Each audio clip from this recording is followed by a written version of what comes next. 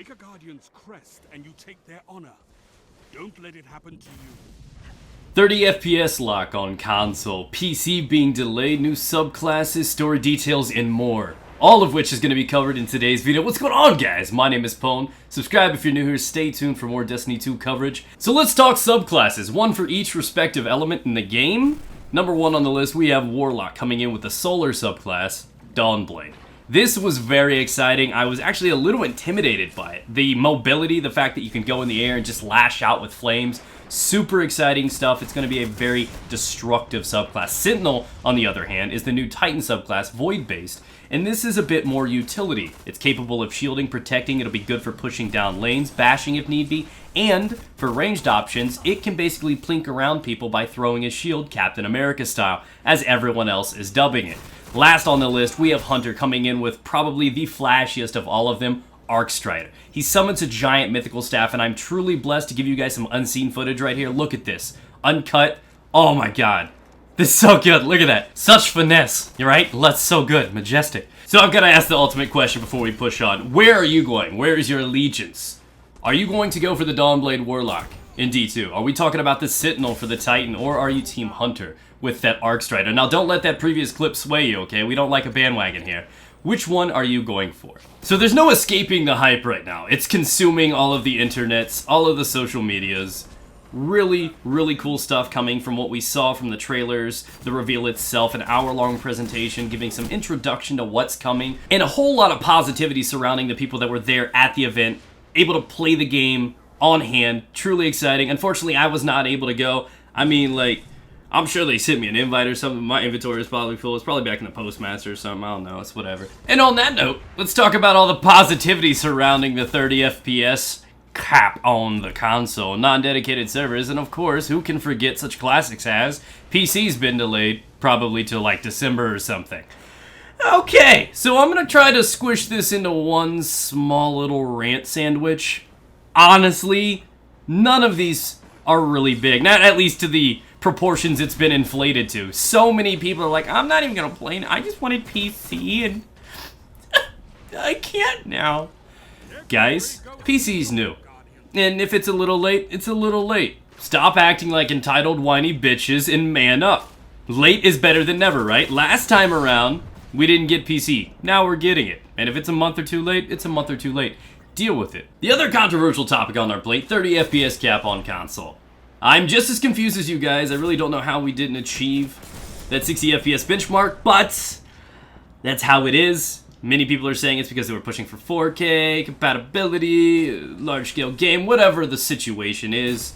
The console is just not capable of running the beast that is Destiny 2, and this is the hand we've been dealt, and we're going to have to try to play it out. Naturally, as a person that has played console and PC, is grown up in gaming, I'm here to tell you that even though 60 FPS is the way I'd rather have gone, and of course superior to 30, it's not game-breaking by any means. It's not really that big a deal. As you play 30 FPS, you just kind of adjust to it. Even jumping from PC to console, I notice a difference, but it just withers away within a few seconds, and you just kind of adjust. So, people are just overreacting on this. Lastly on our drama pile, we have dedicated servers. Wait, correction. Error not found. Dedicated servers. So, this was predictable. As much as I wanted this and felt like it should be a mandatory addition to the game, I knew deep down inside this wasn't coming. I don't know what, but I just felt it in my bones. So, to me, I'm not as torn as many other people are, because I feel like if they remove skill-based matchmaking as an influence on how they determine how they match us up, it's not going to be that big a deal. We've dealt with games in the past, previous Call of Duty, so on and so forth, that really weren't too plagued by lag, at least not near like Destiny has been, and it can work. And if by some crazy miracle, or whatever the opposite of miracle is, I don't know, is there a word for that? Let me know. There is skill-based matchmaking influencing the way they do this. I swear that when Gary comes to our homeworld, I hope they hit Bungie HQ first. I'm gonna make that a thing. I'm gonna send out a memo.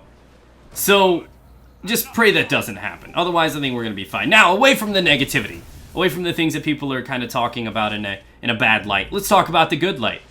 The light that we lost. Thank you, Gary, yet again, you legend, you. So this is more of an underdog tale. Now we are on the rebound, we are victimized, and we didn't see it coming. We thought we were safe. We thought we were protected. And then they stole our house. I get it now. Gary's our ex-wife. Fuck, it makes all the sense now. So, I'm a little excited about the story, and I'm not a guy that gets into the story at all. I'm not. I am really hyped about the process of going back, retaliating, fighting for what was ours, and reclaiming our dignity. I am really interested in an underdog tale, and I can't wait to see where this goes.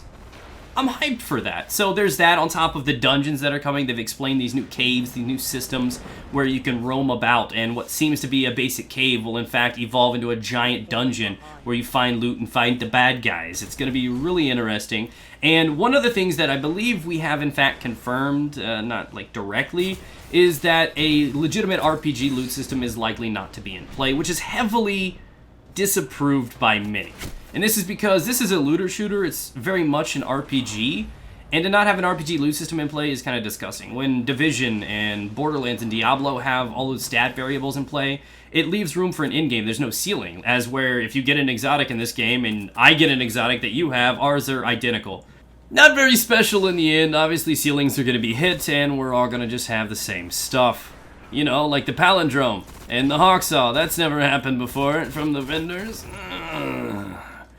So, that's likely what we're going to be dealing with. Pretty much a similar system from what we had in Destiny 1.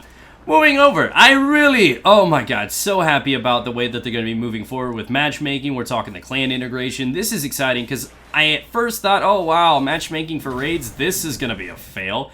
I could just imagine people queuing up and somebody not having a mic or not having the right weapons, having never played it before, and the toxicity, somebody just leaving after 2 wipes. It was just going to be a terrible system. But this one looks to be more inviting, more acceptable. You get to group up with current existing friends, not just a bunch of random people. This is going to make people create friendships. This is going to be a very healthy thing, and I don't think enough people are appreciating how cool this honestly is. So I like this new feature being thrown in because it's going to be an active form of recruitment. People are going to be meeting people, seeing the interests involved. It's going to lead to long-term friendships, and I'm super excited because I've never had one of those before. So, stretching over to the PvP side of things, we got lots of details behind this. It looks really smooth. We know all multiplayer is going to 4v4, and the moment they said this, oh, a light bulb went off. Comp is coming, boys, and naturally that is what they delivered. We saw some gameplay for the new one. It looks very interesting, like a weird twist on Search and Destroy meets Trials. It seemed like primary and skill was going to be the way forward in Crucible, which is something we've needed. There have been way too many handicap and crutches in the game. Fusion grenade, one shot. There's so many ways to kill somebody with one button or trigger pull, and that was so frustrating.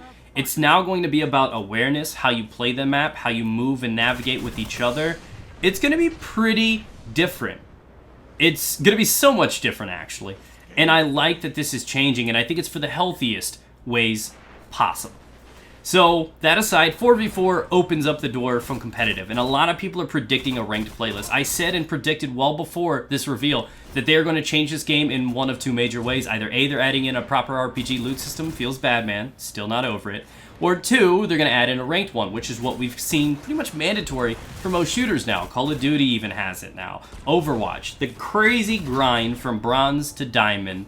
It effectively adds an endgame for PvP. You want to keep scaling, you want to push yourself, and it will. This is one of the most direct ways to become a better player, and as you play, you can do this. It's also another reason why I feel like skill-based matchmaking is going to be gone and eradicated, where more connection-based is coming in, because if they do add a rank system, there's no need to keep skill-based in basic public matches, so we should say goodbye to that. 4v4 I'm a little okay with. I know things are going to be a little slower, but as I said, it's going to be more about skill and how you play versus just hectic chaos running in there, dashing aside, throwing nades, success. So this isn't going to be so easy for those that have relied on those crutches. This is going to be an entirely different experience where you're actually going to have to fight for your kills now. Things aren't just going to be handed to you any longer.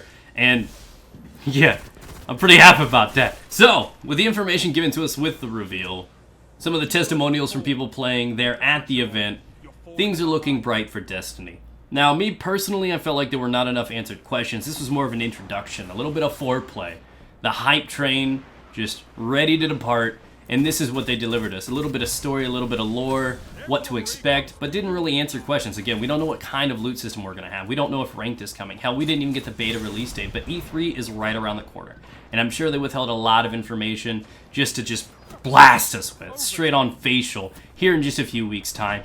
I fully intend to have a mid-July, maybe early August experience for the beta, and just know it's coming soon, and I can't wait to participate and play some of this with you guys. If you've never swung by the live stream, do it. I play with you guys all the time, so that'll be linked down in the description below. But thanks for tuning in. This is what I have to offer. Let me know what you guys think down below. Love you guys. Subscribe. Stay tuned. I'll catch you guys out there in a month or two.